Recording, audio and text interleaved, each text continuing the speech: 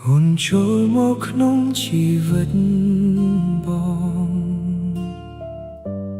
ដូចពន្លឺក្នុងថ្ងៃងងឹតបងគិតថាស្នេហ៍ពិតមកដល់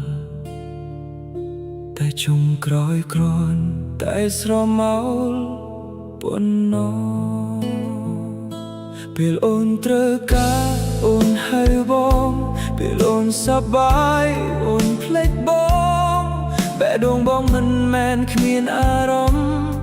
តែបងនៅតែអត់សត្វឈឺបងគ្រាន់តែជាមនុស្សកំដោពេលអូនឯកាទៅនឹកដល់បងពេលអូនមានគេថ្មីក្បែរបងคล้ายជាមនុស្សគ្មានន័យបងគ្រាន់តែជាមនុស្សកំដោមិនមែននោះអូនស្រឡាញ់ពិតតែបេះដូងបងនៅតែជឿថាថ្ងៃណាមួយអូននឹងឃើញ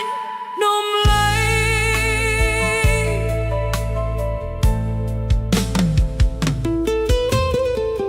បងនៅទីនេះពេលអូនយំតែអូនមិននៅពេលបងឈឺស្នាមញញឹមអូនជារបស់គេតែទឹកភ្នែកបងគ្មានអ្នកមើលឃើញ